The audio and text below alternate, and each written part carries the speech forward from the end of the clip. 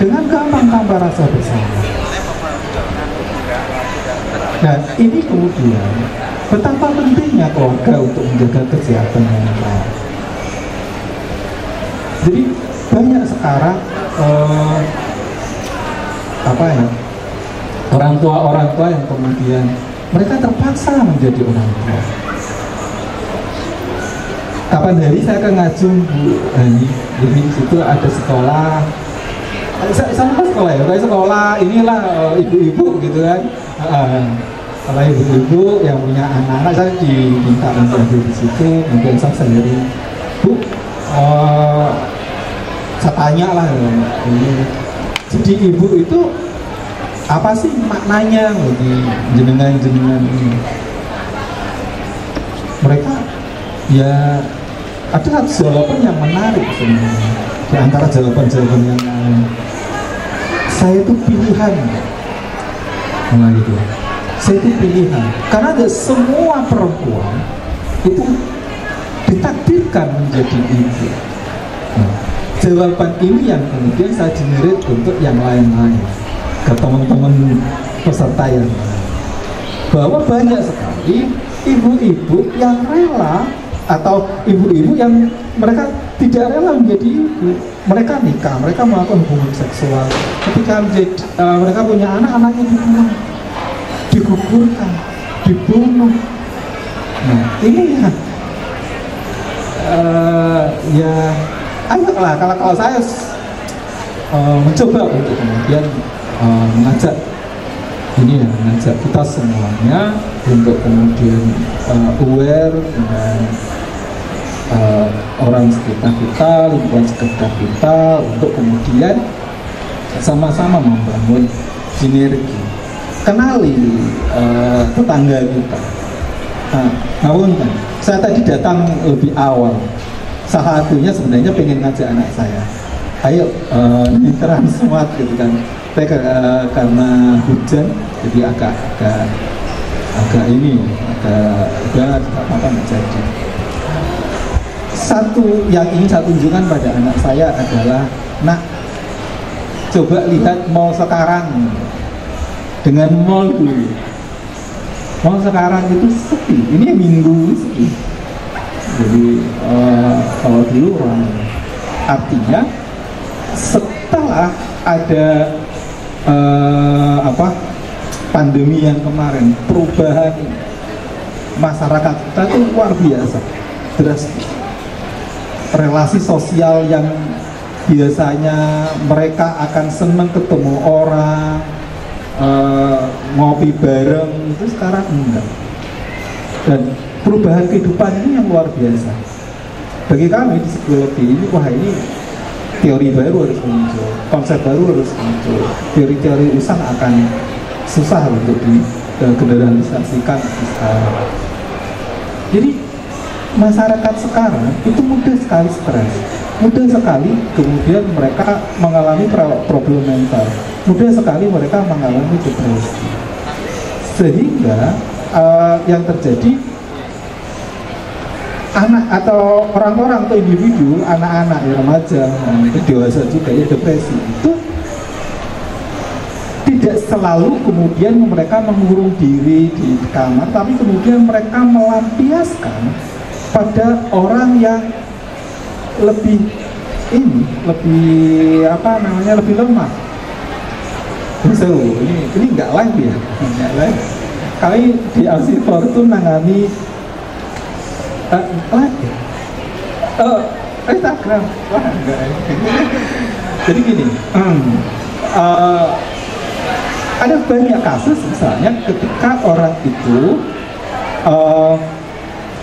dia mengalami permasalahan, depresi, keputusasaan dengan suaminya, dengan istrinya, dia tidak langsung melakukan kekerasan yang direct ke sumber masalahnya, tetapi mereka melampiaskan itu pada orang yang lebih lemah, anak-anaknya, atau orang lain. Misalnya orang bermasalah dengan bosnya, dia nggak melampiaskan itu ke bosnya, takut kan, tapi kemudian itu melampiaskan ke orang lain. Nah kadang-kadang ini yang perlu untuk ditangani sebenarnya, untuk melihat sebenarnya sumber masalahnya di mana. Kemudian perubahan-perubahan seperti ini selain tadi yang membuat orang kemudian enggan untuk bertemu langsung, jadi orang kemudian seringkali terlalu cepat untuk mengambil kesimpulan sebelum memberikan atau sebelum apa kalau check and recheck. Nah, orang mudah sekali termakan bohong. Jadi gini, kita orang psikologi itu paham bahwa individu atau masyarakat itu ada istilahnya naif psikologis. Jadi semuanya ada kecenderungan atau masyarakat kita atau individu di dalam masyarakat kita itu ada kecenderungan untuk selalu melihat orang lain dari perspektif atau dari kacamatanya sendiri. Nah kemudian karena pemahaman yang kurang, mereka itu cepat bereaksi. Itu mesti gara-gara karena benci saya ya, gara-gara karena saya jelek ya. Nah, orang batuk di sekitar kita itu dianggap, wah kamu nyindir saya ya. Sering kali kita atau sering kali orang-orang sekitar kita mengalami. Nah ini saya kira perlu kita identifikasi. Nah jadi kalau dengan bagaimana relasi antara entrepreneur sama kesehatan mental sudah dijelaskan oleh Pak Tulus, dan di dalam lembaga beliau dan sangat luar biasa.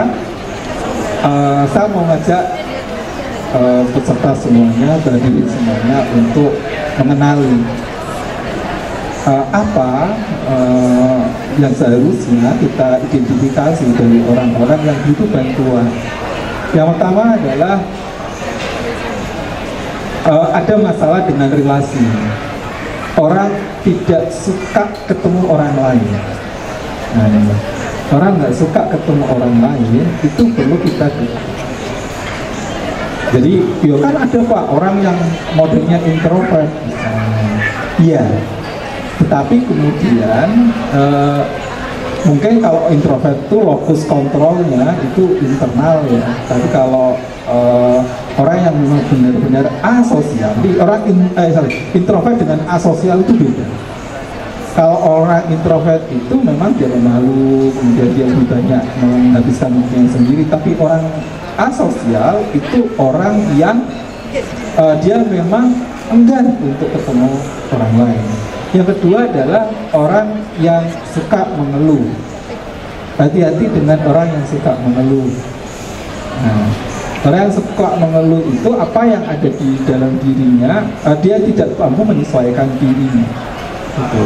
Nah ini yang perlu kita tangani. Apalagi kemudian nyuwun sewu, misalnya kalau keluhannya itu sudah berbau kuburan, misalnya enak mati gitu kan. Nah ini yang perlu kita harus waspadai, harus diwaspadai. Jadi itu yang pertama. Yang kedua adalah orang yang perilakunya berubah drastis. Jadi awalnya yang dia suka main sepak bola atau suka nonton bola, tiba-tiba nggak mau. Dia suka makan, tiba-tiba nggak mau makan. Ada apa?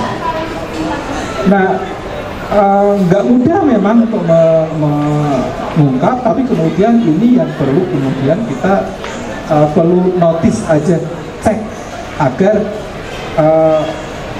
kita tidak terjadi sesuatu yang tidak diinginkan. Yang selanjutnya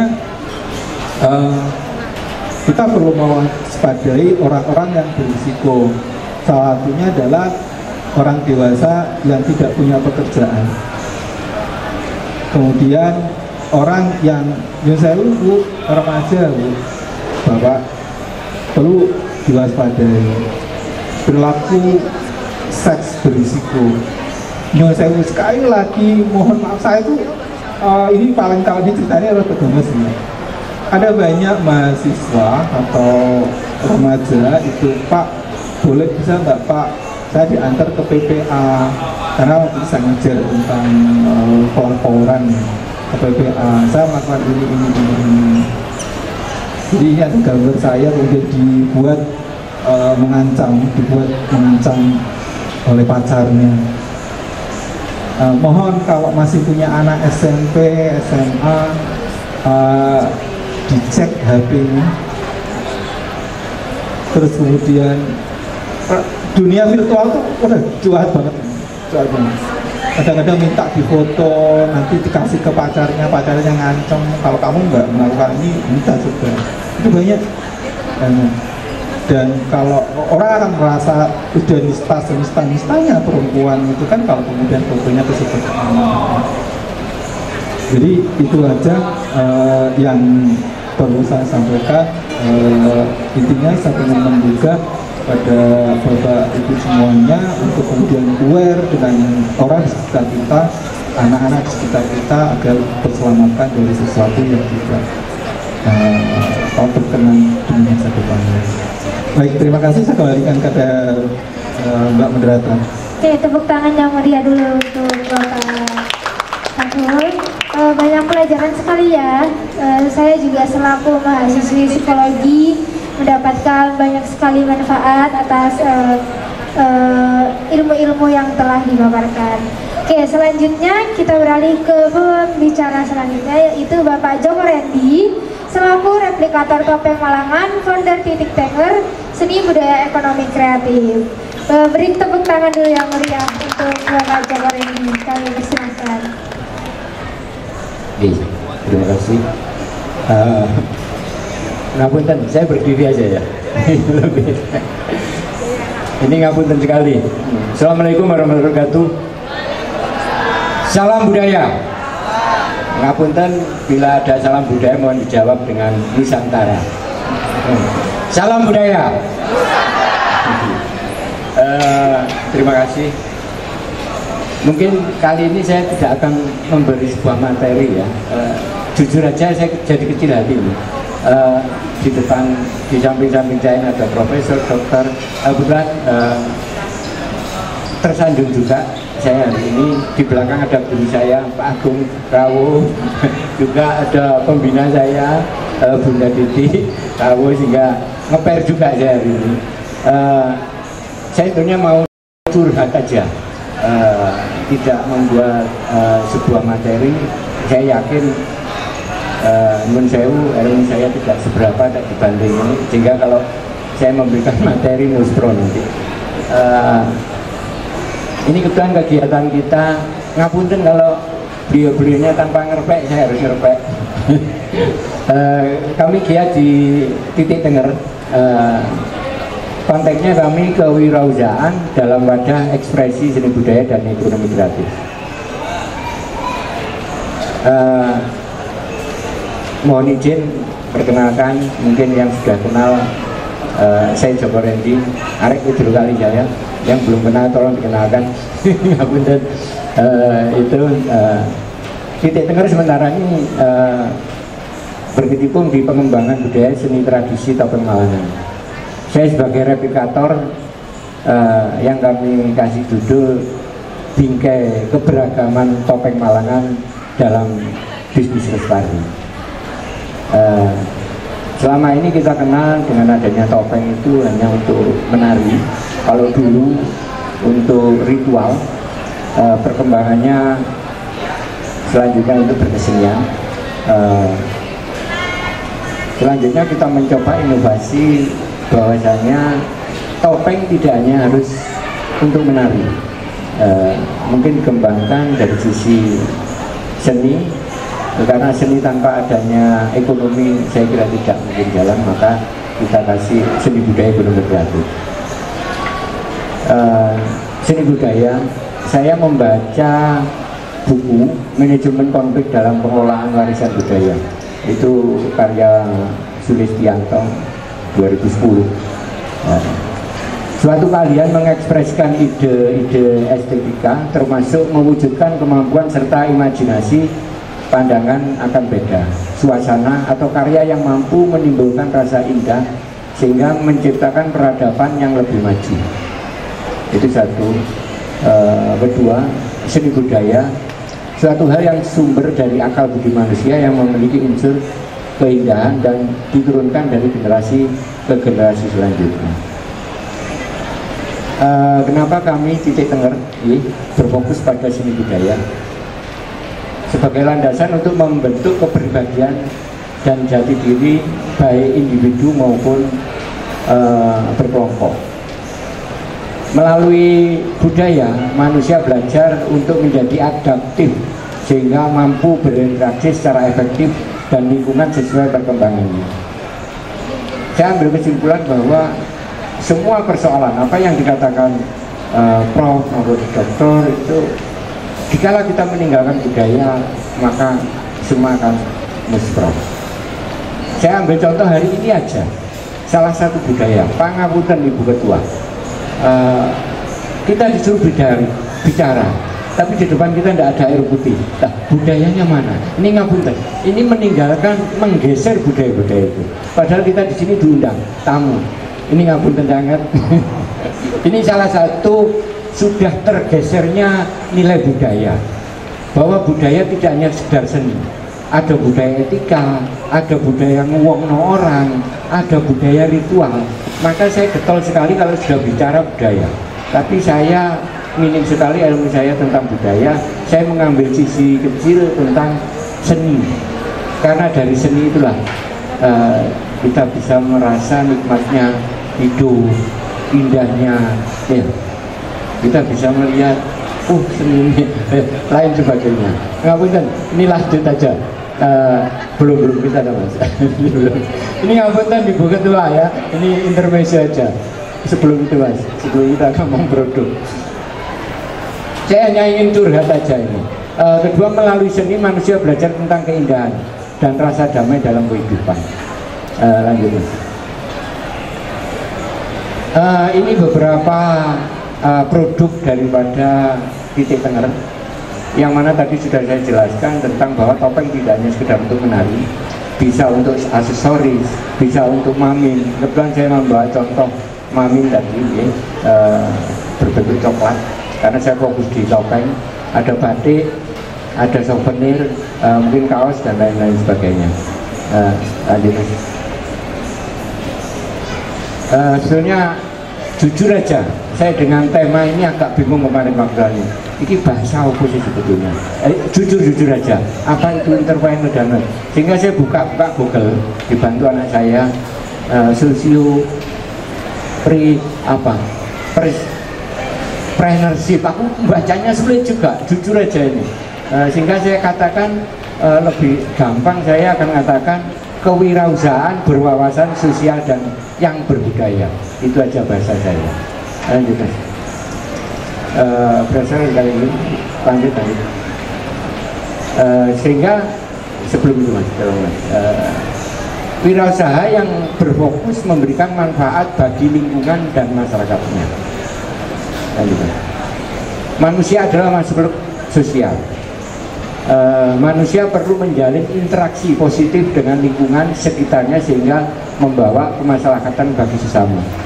Tadi saya sempat kecil hati setelah Pak Prof tadi menghentikan tentang mahasiswa, ijazah, vokasi, bercerita tentang hal-hal yang normal.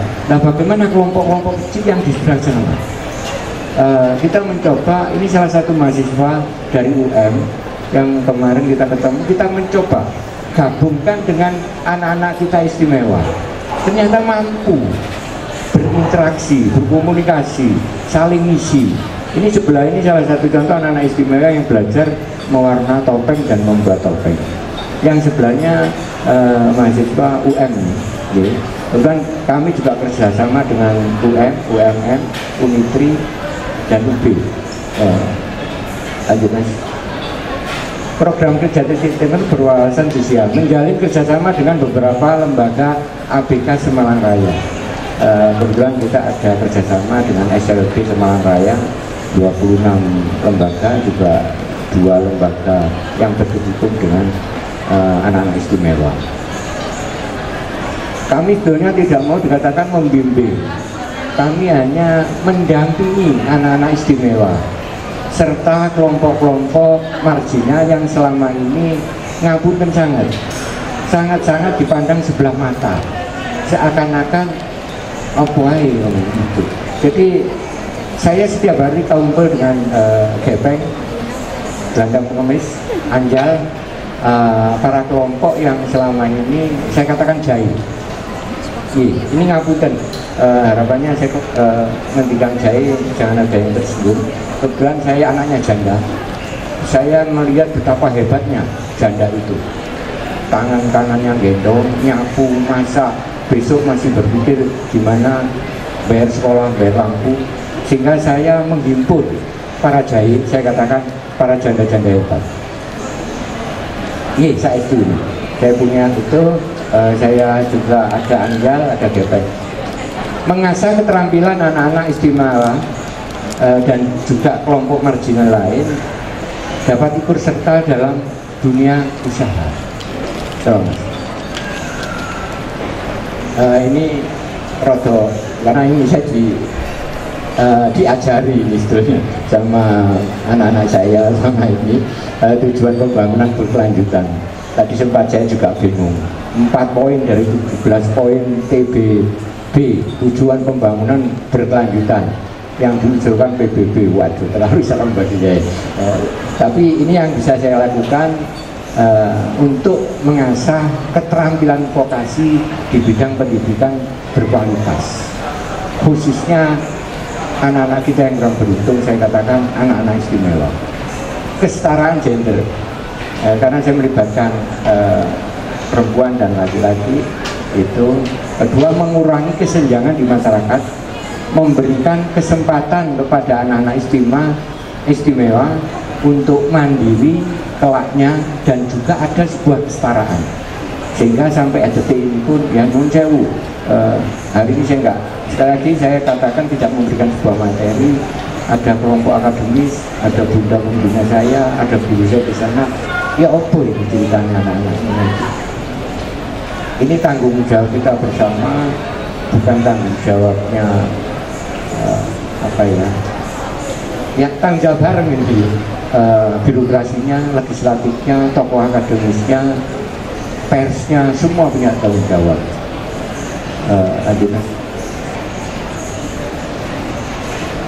Alhamdulillah, Titik Tenger sudah mempunyai tempat untuk memajang barang, juga memajang, menjual hasil karya-karyanya. Ini pun atas jasa teman-teman yang punya rezeki lebih, punya derajat lebih, itu memberikan sebuah tempat. Satu ada di DPRD Kota Malang, di lobi lantai 1. Ada di Pasar Seni Bareng lantai 3. Ada juga di Hotel Grand Menku di lobi lantai 2. Kita lagi merintis yang namanya Gria Ramah Difabel yang ada di Bumiayu. Nah, ini sedikit pamer saya. Selanjutnya mohon doa restunya. Kami Titik Tenger ada sekitar 240 lebih.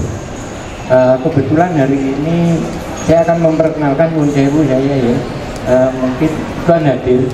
Ono Mas Tegar ini. Ini Mas Tegar ini. Ini Mas Tegar, sini Mas Tegar. Mas Tegar ini maaf ini sepunten ingkang agung. Mohon maaf. Beliau anak tuna balita. Dulu ngapunten, saya mohon maaf Mas Tegar. Dulu perilakunya seperti anak-anak, tapi sekarang alhamdulillah dia mau nikah ini. Dia sekarang ahli membuat topeng. Dia juga ahli membuat kemasan. Jadi kemasan ini yang membuat Mas Tegar. Ini. Ada salah satu juga anak saya tersayang, Nun Sewu, Bapak Dedi, saya mohon maaf tidak mengurangi hormat saya. Mas Arya ini Mas Arya. Ini Mas Arya ini pangapunten, Nanda ini Down syndrome. Meskipun Down syndrome, dia seorang pelukis. Dia suka, bukan juga, seringkali pameran di hotel, di kantor-kantor di luar kota, Blitar, Surabaya, Jawa Timur juga ini. Nah, saya melihat baru 3 bulan ini kami berkumpul dengan Mas Arya. Saya katakan bahwa melukis itu tidak hanya sekedar di kanvas. Maka saya mohon izin ayahandanya, kebetulan beliau juga perupa, pegawai negeri juga, diizinkan kalau jadi ini untuk tak jahit Mas Arya. Sehingga saya mencoba menanamkan bahwa melukis itu tidak harus di kanvas, dia melukis di topeng. Topeng. Sudah. Oh ya, ini Mas Arya ini sekarang sudah mampu memproduksi 1 hari 5 topeng. Nah, nun sewu. Ini bukan dibawain. Ini hasil karyanya Mas Arya. Ini hasil karyanya Mas Arya. Sehari Mas Arya mampu 5 topeng. Jujur, saya pelukis topeng, saya tidak sebagus ini. Maaf, ini bukan karena anak Arya, anak bapaknya, anak jenengan. Serius saya hanya mampu 3, dia mampu 5. Ini Mas Arya. Jauh. Itu Mas Arya ya. Monggo duduk dulu. Tidak apa-apa nih. Ini calon pengusaha kita. Gitu. Ada namanya Arya juga, benar Mas. Ada namanya Mas Dimas ini. Kebetulan dia juga pelukis. Tapi kita mencoba menginovasi bahwa sekali lagi melukis tidak hanya di kanvas atau di kertas, maka kita coba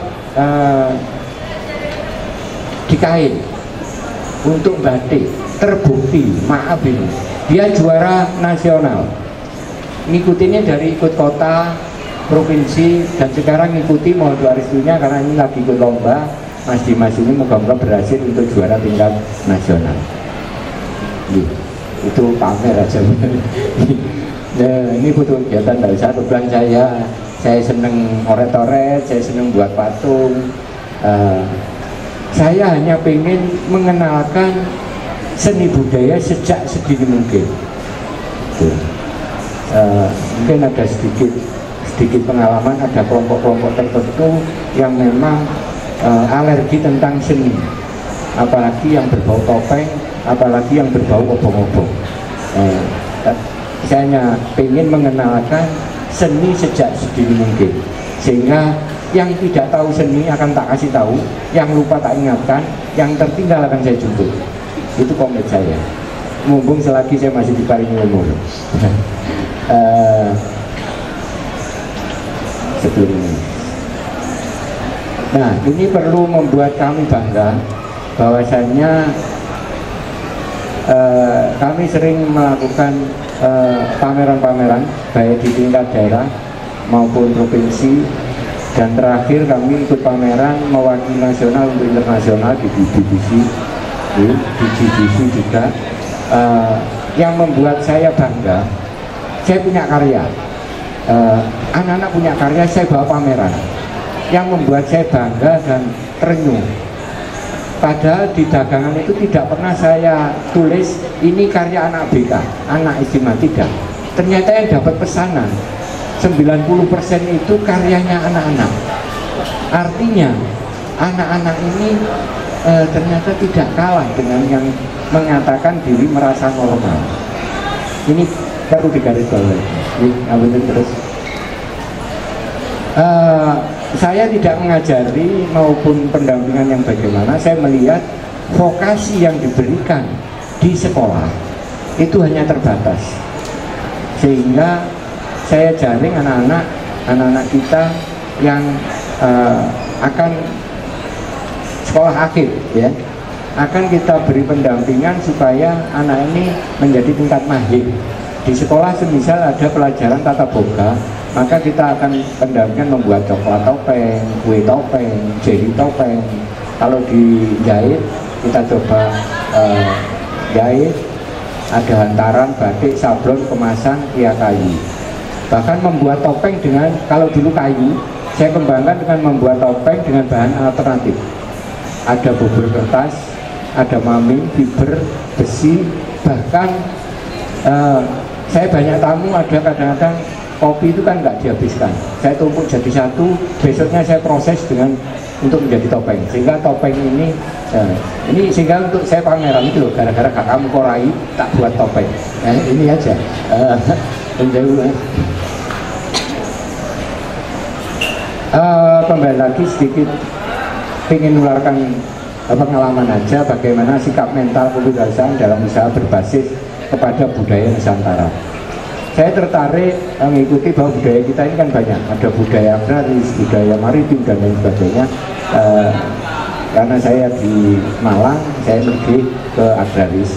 Bahkan apa yang kita lakukan, ayo kita tekankan kepada anak-anak saya, ayo tanah ini kita campuri, kita tanam, kita merawat, kita memupuk, baru kita akan mendapatkan hasil. Itu yang mencoba kita tularkan, karena seringkali kita dapat berita dari luar atau apa yang kadang-kadang secara nggak langsung kita membunuh diri sendiri, bunuh diri. Pernah kita bicara gaya opo iso cak kok dodoli ya opo, ini pertanyaan yang kadang-kadang saya anggap bunuh diri, sehingga saya katakan dengan omongan kasar ya goblok aja. Kalau kita sudah mampu membuat, otomatis kita bisa berjualan. Kita ambil contoh konkret sederhana saja. Nuwun sewu saya kalau keliru mau dikoreksi. Indonesia ini tidak bisa membuat sepeda motor, tapi faktanya jualan sepeda motor mati semua. Kan nyata. Itu salah satu contoh untuk memotivasi anak-anak saya, jangan takut berbuat membuat sesuatu. Pada dasarnya seni itu tidak ada jeleknya.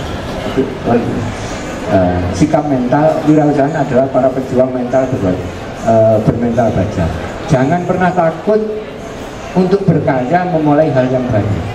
Saya katakan ke teman-teman semua, tidak hanya terhadap anak-anak saya, jangan pernah takut melakukan sebuah kesalahan. Dari salah itu akan menjadi benar. Ini yang tak tanamkan. Kebetulan saya amat sangat uri-uri budaya. Saya yakin budaya leluhur kita ini amat adiluhur, sehingga menjadi pedoman saya bahwasanya kehidupan itu adalah urip itu harus urut untuk manfaat.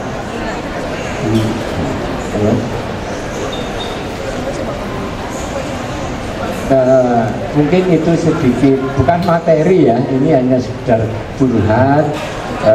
Dalam kesempatan ini ada bunda pembina saya, bapak-bapak juga akademis, per juga mohon doa restunya, dukungannya untuk segera eksisnya rumah ramah difabel juga dapat berjalan dengan baik. Saya terpikir kenapa saya mendirikan Via Ramah Difabel. Saya termotivasi adanya pesantren. Pesantren itu menciptakan para mubalek, para gus, para yai. Tapi di Via Ramah Difabel ini ingin mencetak sepulang dari sana nanti anak-anak istimewa ini akan bisa menjadi mandiri dan ada kesetaraan di sana. Semoga ke depan dapat terjalin kerjasama, gotong royong, kekeluargaan yang baik di antara kita semua. Akhirul kata, wabillahi taufiq wal hidayah. Wassalamualaikum warahmatullahi wabarakatuh. Salam budaya. Ya, terima kasih kepada Bapak Joko Randy. Jadi kali ini bukan hanya pembicara kita yang begitu hebat, ada juga teman-teman kita dari Mas Arya dan teman-teman lainnya, semoga menjadi pengusaha yang sukses ya. Oke, selanjutnya ada dokter cantik yang bersama kita, ada Dr. Fitria Fajarwati MK selaku Direktur dan Founder RSU Wajah Husada Kabupaten Malang. Kepada dokter kami persilahkan. Baik, terima kasih. Assalamualaikum warahmatullahi wabarakatuh. Selamat sore teman-teman, adik-adik, bapak ibu semuanya, para narasumber yang sore hari ini. Saya ini narasumber tapi rasa jadi peserta, karena ilmu dari pembicara nomor 1, nomor 2, nomor 3 ini luar biasa ya. Ada Prof, ya terima kasih Pak Dokter, Pak Joko. Ada perempuan berdaya yang sering saya kepoin aktivitasnya, Masya Allah luar biasa, yang kebetulan saya narator keberdayaan perempuan dan keluarga, jadi salah satu saya pikir perempuan berdaya yang harus kita ikuti jejaknya ya, Bu Hani ini ya. Itu Alhamdulillah karena materi sudah komplit ya, dari pembicara nomor 1 sampai nomor 3, maka izinkan saya pada kesempatan kali ini sharing saja pengalaman saya selama ini menjadi seorang entrepreneur. Saya ingin mengutip satu kalimat dari Jalaluddin Rami, bahwa hari-hari yang indah itu tidak pernah datang kepadamu, tetapi kita yang harus mendatanginya. Maka saya pikir seperti itulah kehidupan para entrepreneur yang dekat dengan stres, yang dekat dengan stres. Karena apa? Di otaknya seorang entrepreneur itu selalu mendidih, nah begitu kan? Gimana? Ada komplain? Gimana? Apa produk yang mau kita launching? Apa nih kekurangannya? Gimana supaya produknya rasanya lebih enak? Kemana harus saya pasarkan? Pada siapa saya harus berburu dan yang lainnya. Jadi saya pikir ya, menjadi seorang entrepreneur itu hari-harinya biasanya selalu disibukkan dengan berpikir. Kalau bahasa kerennya itu, karena di dunia entrepreneur itu infinite brain ya, jadi permainan yang tidak ada batasnya. Artinya market itu akan terus berkembang, pola konsumen itu akan terus berubah seiring dengan teknologi dan lain sebagainya. Alhamdulillah, mohon izin saya 2004 ya kuliah di Fakultas Kedokteran Universitas Udayana. Saya dari Gresik, di Dukun ya, nama desanya itu Dukun, di daerah terpencil. Bapak saya itu TKW dan alhamdulillah TKI. Jadi alhamdulillah karena usaha, ketekunan, kegigihan, saya pikir seperti itu yang saya belajar dari bapak saya itu, sehingga itu membentuk satu mindset bahwa ya memang tidak ada pencapaian atau posisi terbaik itu yang didapatkan dengan cara yang mudah atau datang begitu saja. Jadi karena dunia entrepreneur ini dekat dengan stres, maka saya pikir tema pada sore hari ini sangat cocok sekali untuk kita.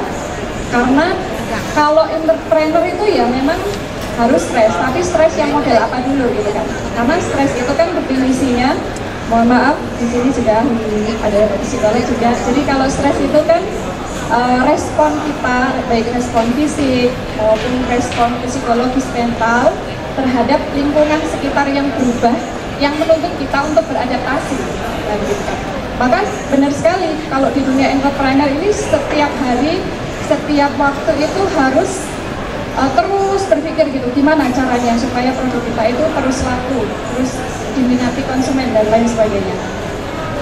Maka ada stres yang memang dibutuhkan oleh seorang entrepreneur ya, saya pikir, yaitu stres yang baik, di mana seorang kalau stres yang baik itu menganggap bahwa tantangan-tantangan yang kita hadapi, yang dihadapi oleh seorang entrepreneur itu adalah sesuatu yang bisa ditaklukkan gitu ya. Kalau bahasanya itu tidak ada hal yang tidak mungkin. Yang penting atau tidak ada cita-cita atau mimpi itu yang kebesaran. Yang penting kita tahu bagaimana cara untuk sampai pada cita-cita yang sudah kita canangkan atau mimpi yang kita tuliskan. Maka eustress itu penting bahwa kita menganggap tantangan-tantangan itu adalah sesuatu yang mendewasakan, yang membuat kita terus berpikir dan menjadi dewasa. Nah, yang nggak bagus itu kan kalau misalkan tantangan itu, ya distress itu ya, tantangan itu membuat kita jadi makin terpuruk, menganggap bahwa kita useless, nggak mampu, nggak bisa, sehingga jatuhnya malah nanti stres, depresi dan seterusnya. Jadi gimana kalau menurut pengalaman saya ya, supaya karena hari-hari kita itu biasanya identik dengan terus berpikir, terus otak itu kayak nggak pernah mandek dan terus berjalan untuk memikirkan bisnis kita, itu maka dalam hidup tuh harus balance. Ada, kalau saya pribadi itu kayak gas dan rem gitu ya. Nah gasnya itu apa? gasnya itu kalau kita harus punya mimpi yang besar dan tinggi, cita-cita. Jadi kalau misalkan kita mau sebulan terjual 1000 BCS, atau misalkan sebulan omsetnya sekian miliar, maka harus dituliskan. Nah, itu tadi saya sampaikan ya, bahwa tidak ada mimpi yang besaran. Jadi kalau dalam konsep saya itu biasanya, kalau kamu nulis mimpi dan mimpimu itu ditertawakan orang, nah itu udah betul berarti mimpimu itu besar sampai orang lain saja membayangkannya tidak berani. Nah, kalau di bisnis kan gitu, makin sulit bisnis itu, makin jauh misalkan lokasi bisnisnya, makin susah ditiru orang, maka kemungkinan besar sustainable business itu akan bagus karena tidak mudah diduplikasi oleh orang lain. Jadi harus punya mimpi. Kalau kita sudah punya mimpi, kita harus tahu jalannya. Tahu jalannya itu dengan apa? Dengan terus belajar. Nah, kalau bahasanya Profesor Angela Lidakot kan sukses of others. Jadi kita belajar. Makanya kalau misalkan kita punya ini bisnis apa nih, bisnis A, cara sederhana kan tiru, amati, modifikasi dan gitu. Jadi cari benchmarking atau lihat orang yang sukses dalam dunia bisnis yang kita ingin geluti. Amati, tiru, cari tahu semua hal tentang bisnisnya, cari tahu, pelajari perilaku orang yang sukses itu, kemudian tulis dan amati, kemudian kita mencontoh. Nah, itu ya, success of others. Jadi kita belajar pada kesuksesan orang lain itu lebih cepat daripada kita jatuh bangun sendiri kalau di dunia bisnis. Kemudian karena sudah belajar, maka sudah belajar, udah mimpi punya, maka harus ada ruang realita. Nah, saya meyakini bahwa jembatan antara mimpi dan realita itu adalah ikhtiar dan doa. Maka kalau misalkan kita punya cita-cita tapi kita nggak berikhtiar, nah itu sama saja mimpi di siang bolong, nah, seperti itu. Jadi belajar, kemudian ruang realita, dan jangan lupa selalu menerima kritik orang lain. Nah, ini biasanya yang seorang entrepreneur ini ada dua tipe. Kalau dia ingin cepat bisnisnya itu, maka dia harus mencari masukan kritik dari sebanyak-banyaknya orang. Kalau ada orang misalkan, loh ini ayamnya kok lebih kecil tapi harganya kok lebih mahal dari sebelah. Nah, maka sebagai konsep seorang entrepreneur ya harus menerima masukan. Di mana ya kira-kira nyari ayam yang harganya lebih murah atau resep yang lebih enak dan seterusnya. Jadi saya pikir tidak banyak orang yang mampu menerima kritik, tetapi kritik itu obat yang mujarab untuk menyembuhkan bisnis kita untuk lebih maju.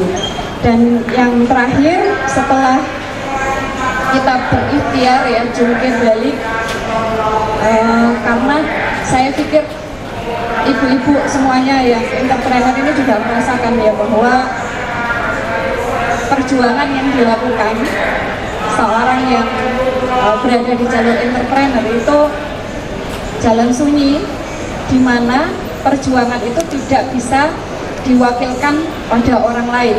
Jadi jalan kesuksesan itu ya memang harus ditempuh sendiri. Tidak bisa kita menyuruh orang lain untuk jungkir balik kemudian sukses baru kita menggantikan di posisinya, tidak bisa. Maka saya pikir setelah usaha ikhtiar maksimal, gasnya itu tadi, maka harus ada remnya. Remnya itu apa? Ya sudah, setelah ikhtiar maksimal, maka remnya ya tawakal ya. Tawakal. Faidah azamta, tawakal ala Allah. Kalau sudah misalkan berazam, berusaha, kemudian ternyata kadang takdir Allah itu tidak sesuai dengan yang kita inginkan, ya masa ada berserah diri bahwa kita meyakini takdir Allah itulah yang terbaik untuk hidup kita, titik. Ya, koma sih, koma ya, itu kan selalu koma, nggak boleh ada titik. Jadi takdir Allah itulah yang terbaik. Nah, barangkali itulah yang menjembatani supaya kita waktu menjalankan kode bisnis kita itu nggak gampang stunner ya, waktunya ikhtiar ya harus yang kenceng, Tapi kalau kita sudah merasa melakukan semua yang terbaik, maka sisanya adalah kepasrahan pada Allah Subhanahu wa Ta'ala. Nah, terakhir yang ingin saya sampaikan, Bapak Ibu semuanya, dalam proses belajar tadi, kita kan belajar pada orang lain, belajar pada kesuksesan orang lain. Maka yang tidak kalah penting adalah kita mempertimbangkan bagaimana supaya bisnis kita ini terus bertumbuh. Nah, bisnis kita terus bertumbuh, tidak hanya kita kemudian ikhtiar etek-egleng, kemudian kita bilang, ya sudah saya pasrahkan sama Allah, Allah akan kasih yang terbaik. Ya, Allah itu merubah keadaan suatu kaum sesuai dengan ikhtiarnya. Maka ikhtiar sebagai seorang entrepreneur itu apa yang dilakukan? Yang pertama ada, kita harus selalu memiliki cara untuk memperbaiki produk kita. Ya, jadi 8P, yang pertama itu adalah produk. Nah, produknya ya memang harus bagus, ya nggak bisa produknya nggak bagus kemudian kita doa maksimal berharap orang itu membeli produk kita lantaran karena kencengnya doa kita, ya boleh kita doa maksimal, tapi kita harus memastikan bahwa produk kita itu benar-benar berkualitas. Yang kedua adalah packaging atau penampilan, memperhatikan penampilan produk kita harus bagus. Nah, kalau MKM sekarang kan sudah ada buat kemasan, jadi harus penampilan pertama harus benar-benar menggoda. Yang ketiga adalah price-nya harus selalu kompetitif. Nah, ya, jadi harganya harus kita selalu atur supaya sesuai dengan market, sesuai dengan pasar. Makanya kan kalau mobil-mobil atau produk yang mahal itu kan tidak diiklankan. Nah, karena mereka memang marketnya bukan kita, tidak dijual misalkan di toko orange dan lainnya, karena marketnya bukan kita. Dan yang selanjutnya adalah promosi. Jadi produk itu harus dilakukan promosi, marketingnya. Kemudian yang selanjutnya adalah kita memiliki tim. Nah, jadi kalau dulu awal saya memulai dari toko obat 2012, kemudian jadi klinik 2016 dengan 2 tempat tidur, kemudian 2019 naik jadi rumah sakit, dan sampai sekarang itu dulu saya kerjakan sendiri. Jadi dulu waktu ngawali toko obat itu saya dipinjami barang, ceritanya dipinjami barang sama teman obat-obat untuk kemudian saya jual paginya. Kemudian kalau agak siang, nah itu kan obatnya laku biasanya, karena saya kebetulan anaknya Pak Amiruddin, seorang TKI di Gresik tadi. Nah, biasanya setelah jualan itu saya bonceng atau sama Pak Pugu ke pasar besar untuk pulaan obat, kemudian dijual lagi sampai sore, besok paginya dapat laba lagi ke pasar besar lagi. Begitu selama bertahun-tahun, dan saya pikir tidak ada yang menggantikan ketekunan dan kegigihan. Orang yang tekun dan gigih itu bisa mengalahkan orang yang pintar tetapi tidak tekun dan gigih. Nah, itu saya pikir itu. Jadi kalau ngerasa nggak pintar, ya nggak apa-apa. Yang penting kamu tekun dan gigih, itu terus belajar dan berusaha. Dan yang terakhir, yaitu tadi dulu saya gitu, sekarang kemudian saya ngajari tim saya, ngajari dan akhirnya ada tim membuat organisasi. Tugas seorang leader, bisnis leader itu mengatur strategi gimana supaya produk kita terus laku. Dan yang terakhir adalah temukan market yang pas, jadi miliki networking, teman sama siapa aja, datangi komunitas apa aja, berteman sama siapapun, karena mungkin sekarang kita tidak mendapatkan manfaat, tetapi nanti kalau setahun 2 tahun lagi ketika kita memiliki produk, barangkali dia yang membutuhkan, kan Allah, nah kita tidak tahu ya takdir Allah apa yang terjadi. Jadi saya pikir itu. Dan bagi UMKM ya, terutama kita yang di Kabupaten Malang, ada satu nasihat dari Muhammad Hatta gitu ya, bahwa Indonesia itu tidak bercahaya karena obor di Jakarta, tapi Indonesia itu akan bercahaya karena lilin-lilin yang ada di desa. Dan saya orang pajak di desa pelosok di Kabupaten Malang, dan saya meyakini bahwa dimanapun kita berada harus terus berdaya dan memberikan kemanfaatan bagi orang-orang di sekitaran kita. Terima kasih. Wassalamualaikum warahmatullahi wabarakatuh. Waalaikumsalam warahmatullahi wabarakatuh. Oke, terima kasih atas pemaparannya. Selanjutnya akan dilanjutkan oleh pemateri kita, yaitu Bu Ade Larissa, spesialis psikolog selaku founder media online psikode.id. Kepada Ibu kami persilakan. Terima kasih banyak untuk Mbak Naya. Saya juga berterima kasih sekali atas sharing dari para pemateri yang luar biasa yang saya kenal, saya temukan dari lingkungan sekitar saya. Saya tipikalnya suka mengamati, suka mensinergikan sebenarnya. Banyak elemen-elemen potensi-potensi yang saya lihat dari berbagai daerah juga di Indonesia. Alhamdulillah tahun kemarin saya akhirnya berhasil ke titik 0 km Sabang. Di Sabang itu saya senang untuk mengetahui ya di berbagai daerah, karena saya sedang merintis juga sebuah media online, yaitu media online Psychoday.id ya, websitenya sekarang. Di mana media online ini merupakan media online di sektor umum dan sektor psikologi yang bisa disampaikan menjadi media online psikologi pertama di Indonesia. Yang kita tagline-nya adalah inspirasi Indonesia untuk global.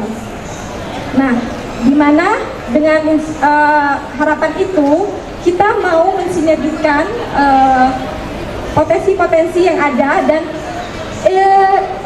di kesempatan kali ini merupakan anniversary dari Psychoday, genap 1 tahun. Sebenarnya 2 Maret 2023 berdirilah Psychoday ini, dan hari ini menjadi momen bagi Psychoday yang juga sebenarnya saya ajak salah satu tokoh psikolog di Indonesia, itu adalah Kak Seto. Nah, beliau ini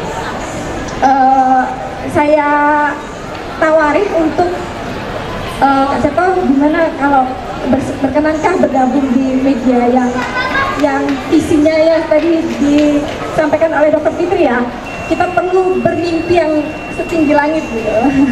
Kalaupun jatuh ya masih di situ-situ aja.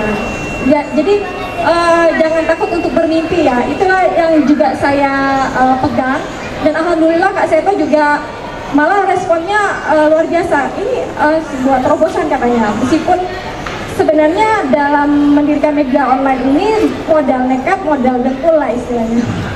Jadi saya di sini juga mau belajar dari para pakar yang sudah berhasil di bidangnya, dan semoga dari pertemuan kali ini bisa bersinergi, dan saya sangat terima kasih juga dengan akhirnya Ibu Hani berkenan juga hadir di sini. Semoga nanti juga kolaborasi kedepannya di kabupaten, pembangunan, masyarakat, kesehatan mental, terutama khususnya untuk para entrepreneur, yang dimana bagi saya kita semua bisa menjadi entrepreneur, tua, muda, lansia bisa entrepreneur.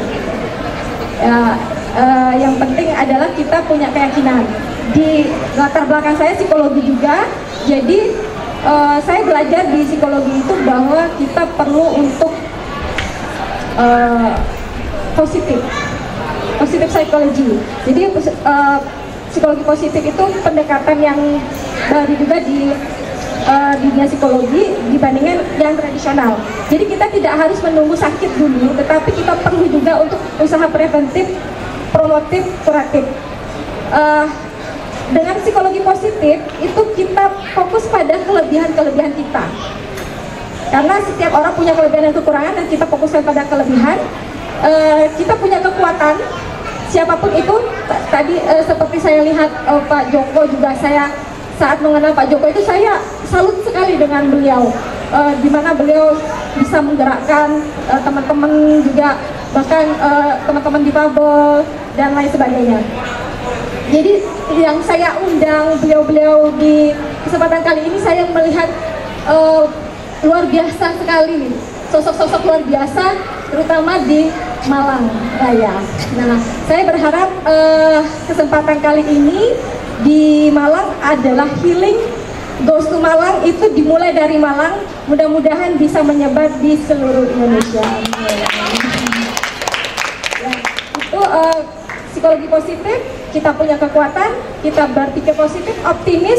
Salah satu juga dari ilmu psikologi positif itu untuk entrepreneur, untuk kita semua, untuk kesehatan mental kita perlu self-efficacy, keyakinan diri bahwa diri kita mampu, kita optimis. I believe I can fly, I believe I can touch the sky, I think about it every night and day, string my wings and fly away. Semoga kita semua bisa terbang ke global dunia. Apa lagi? Kok jadi ngarang lagunya? Ya, semoga harapan saya kegiatan ini bisa bermanfaat dan saya kita bersinergi, gak cuma di Malang Raya aja, tetapi juga di seluruh Indonesia. Kebetulan saya juga berasal dari Bengkulu. Bengkulu ini kota yang dikenal sebagai asal bunga Rafflesia arnoldi, mungkin tahu, bunga terbesar di dunia. Jadi ini juga saya berharap dengan Malang ini juga kota kelahiran bagi saya. Jadi saya berharap sekali mungkin ke depan bisa bersinergi antara Bengkulu dan Malang khususnya. Ya, itu saja kurang lebih. Mohon maaf ada hal-hal yang kurang berkenan, atau apa yang kurang pas. Saya mohon maaf dan mudah-mudahan bisa saya perbaiki ke depannya. Terima kasih. Wassalamualaikum warahmatullahi wabarakatuh. Oke, terima kasih kepada seluruh pembicara kali ini yang begitu hebat. Kali ini kita memasuki sesi tanya jawab ya. Untuk Bapak Ibu atau kakak-kakak, adik-adik, teman-teman sekalian yang ingin bertanya, silahkan angkat tangan dan menyebutkan nama, domisili, serta pertanyaannya. Kepada seluruh peserta dipersilahkan yang ingin bertanya. Oke, silahkan.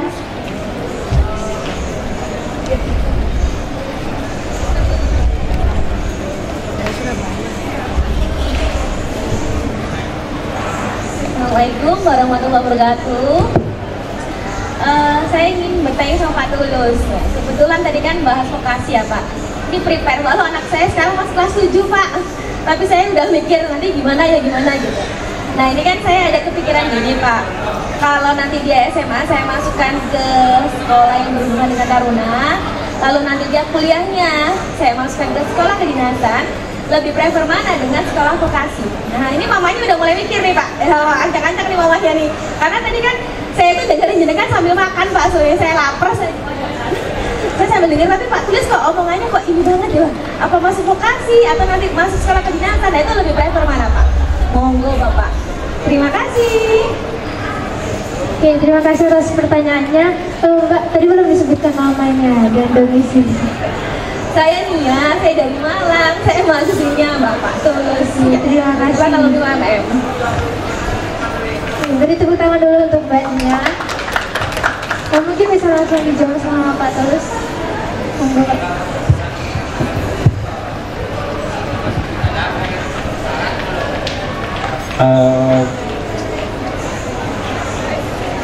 Kita bisa mengambil ini ya, sudut pandangnya dari orang tua atau dari anaknya.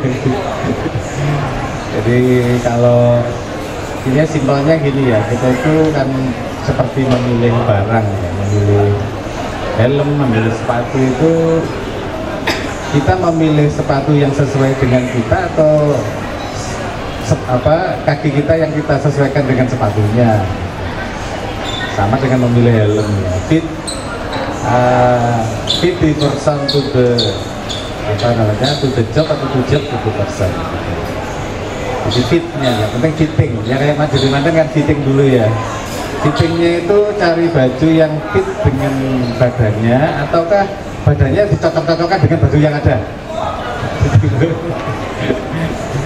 Nah kalau orang tua mestinya kan fittingnya itu cari baju yang cocok dengan badannya, cari pendidikan yang cocok dengan anaknya atau ibu anaknya gitu ya. Anak sekarang mungkin beda ya tentang pekerjaan itu, akhirnya kita pekerjaan karir ya, karir. Jadi kita yang pikir sekarang ada dua hal. Sekarang itu yang ada itu pekerjaan masa depan harus tahu, masa depan pekerjaan juga harus tahu gitu. Agak beda itu ya. Sekarang banyak pekerjaan yang sudah hilang ya, tapi tumbuh banyak pekerjaan-pekerjaan baru yang kemungkinan orang tua terbatas informasinya. Justru anak kadang-kadang lebih luas apa yang dipikirkan tentang hidupnya kelak itu. Makanya kita tidak bisa memaksa ya. Ada contoh yang agak kurang menyenangkan itu, ada anak lulus dokter, lulus dari fakultas kedokteran, setelah lulus dari dokter ijazahnya diberikan ibunya. Ini Bu, ijazah saya seperti permintaan ibu. Terus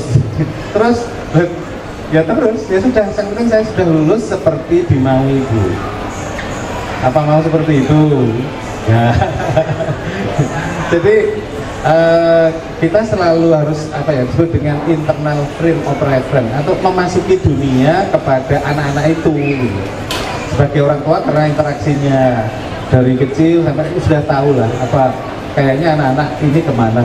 Jadi pembebasan itu menjadi lebih penting daripada dibuatkan bingkai yang anak-anak itu nggak bisa kemana-mana kecuali cita-cita orang tua. Orang tua boleh bercita-cita, tetapi ya seperti harus mengerti bahwa makhluk kecil itu punya pilihan-pilihan.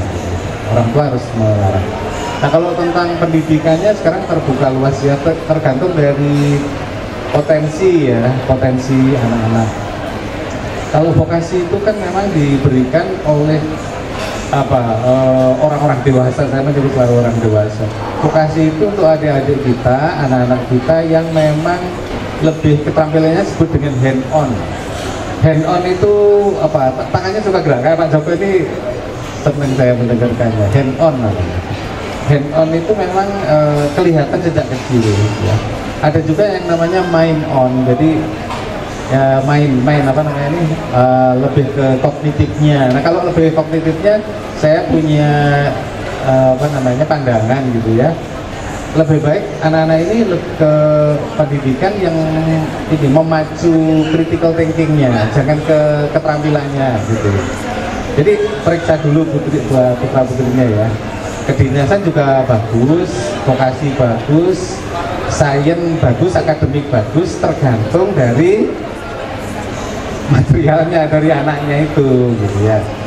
Ya yang penting kita doakan agar anak-anak itu jangan menjadi apa, tapi doakan anak-anak itu bernasib baik.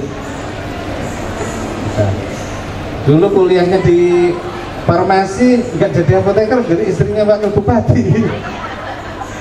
Itu doanya itu bukan doa ibunya, itu saya jamin itu bukan mudah-mudahan jadi apoteker, bukan begitu. Mesti jadi anak yang bernasib baik. Jadi mari kita berbondong-bondong gerakan mendoakan anak bernasib baik, apapun pendidikannya baik. Terima kasih. Terima kasih, kita kasih.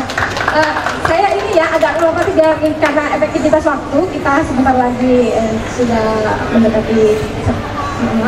Jadi satu kali pertanyaan saja, mungkin dari Pak Agung Buana, beliau Bapeda di Kota Malang. Mungkin ada yang mau ditanyakan Pak, mungkin bisa juga, siapa tahu nanti kegiatan ini bisa berkolaborasi Pak. Monggo Pak.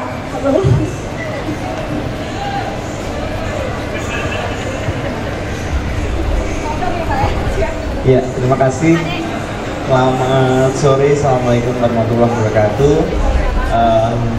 Bapak Ibu sekalian yang ada di panggung, luar biasa. Saya mengikuti dari awal dan rasanya inspirasinya luar biasa ya. Saya jadi punya banyak angan-angan ya, harus ngapain gitu ya. Dan yang paling penting lagi dalam sebuah diskusi seperti ini, ada sesuatu yang bisa kita dapatkan. Perjuangannya Ki Joko Randy yang luar biasa, Pak Prof, kemudian Bu Eni, kemudian Pak Fasizul ya, Pak Fatul, kemudian Ibu Dokter luar biasa. Mudah-mudahan kita juga bisa menjadikan momen pada sore hari ini untuk menjadi lebih maju lagi dengan entrepreneur, apalagi dengan sociopreneurnya ke depan agar kita menjadi lebih baik lagi. Terima kasih, sukses untuk Sikode. Oh ya, selamat ulang tahun untuk Sikode yang pertama. Luar biasa. Assalamualaikum warahmatullahi wabarakatuh. Assalamualaikum warahmatullahi wabarakatuh. Terima kasih Pak Agung Wana. Bonus sedikit ya, sedikit mungkin ada tambahan Pak. Monggo Pak. Iya, ada pasangan dari Ibu Dr. Fitri ini, luar biasa juga Pak Dr. Pugu, founder juga dari Rumah Sakit Umum Wajah Husada. Terima kasih sekali sudah hadir. Silakan, ada foto dong. Dipatah-patahin katanya. Terima kasih kesempatannya Bu Ani, Pak Turun, Profesor, Bapak sekalian. Alhamdulillah tadi menyimak obrolan yang sangat luar biasa, menambah banyak insight bagi kita semuanya yang hadir pada kesempatan sore hari ini. Tentu tantangan zaman ke depan di era VUCA, di era uncertainty, di era ambiguity dan seterusnya ini menuntut kita semuanya, para generasi Gen Z dan Gen milenial. Kalau kata para pengamat dan para ahli negara itu, Indonesia 22 tahun lagi itu akan sampai pada Indonesia emas. Maka kalau kita berhitung kira-kira 22 tahun lagi itu siapa yang akan mengisi panggung-panggung peran di tengah-tengah masyarakat. Kira-kira yang hari ini para adik-adik yang sekarang di usia Gen Z dan Gen milenial. Maka salah satu tugas kita adalah bersama-sama menyiapkan mereka menjadi generasi yang terbaik, memiliki mental health terbaik, menjadi generasi entrepreneur yang terbaik, sehingga bukan hanya kemudian menjadi bagian yang akan turut memajukan dirinya secara pribadi, tetapi juga untuk bangsa dan negara. Saya pikir demikian. Terima kasih kesempatannya. Assalamualaikum warahmatullahi wabarakatuh. Terima kasih banyak. Kita kasih apa ya ke Pak Dr. Pugu. Ya, sudah selesai. Oke, terima kasih. Mungkin kita udah ada di penghujung acara karena juga keterbatasan waktu. Baiklah,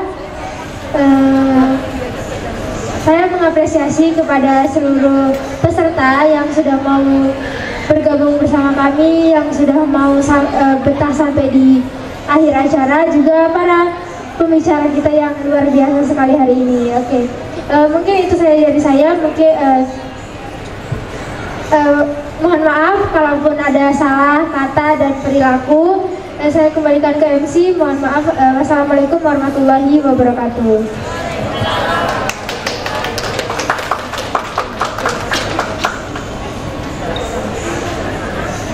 Bang moderator, Masya Allah sekali. Ini jadi panjang ya, karena banyak sekali yang inspiratif. Ya, untuk menyingkat waktu, kita berikan ini Mbak ya, cerdasnya ya Mbak. Kita berikan untuk cerdasnya siapa dulu Mbak? Ibu Hani dulu, baik. Silakan untuk Ibu Sita penyerahan kepada Ibu Wabu.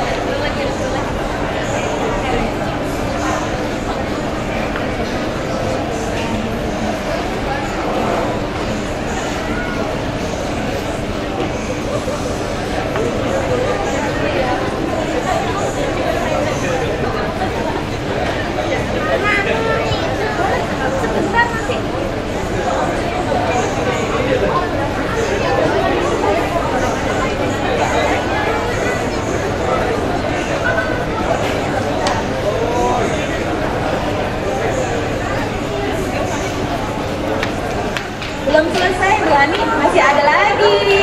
Masya Allah. Lagi Mbak. 1, 2, 3. Sip. Oh tahan. Sekarang Mbak Nina. Ya Allah.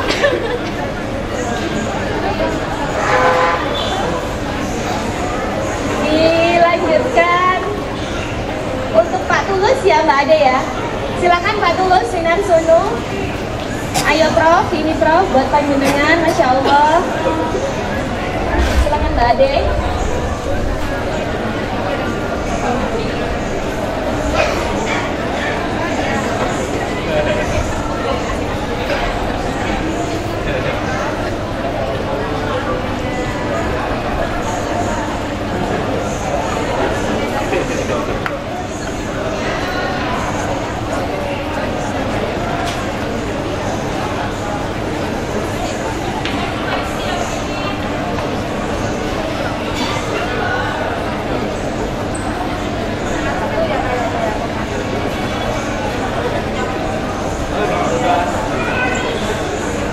Untuk selanjutnya Dokter Lubab, silakan panjenengan.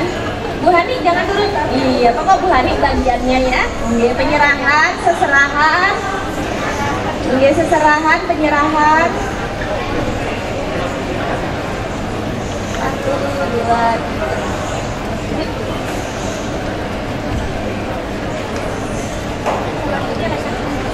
Joko Randy. Saya ikut-ikut tadi ada yang nyebutnya Ki, saya jadi ikut-ikut Ki gitu ya. Padahal tadi saya sebutnya Bapak Joko Randy. Iya. Masya Allah. Tak tambahin tak gitu. Oke.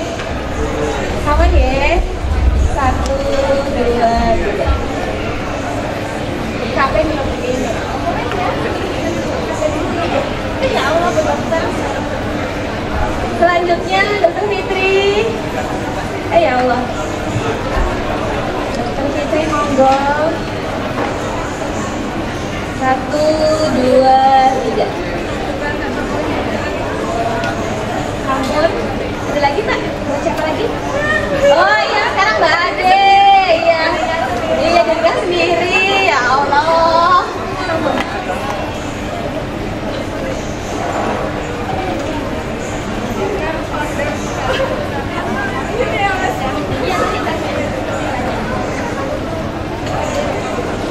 Foto bersama.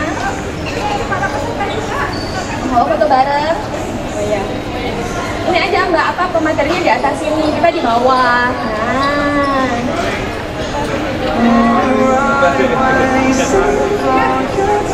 Oh, kembali. Oh, baik pelan kembali. Oh, peserta yang di atas.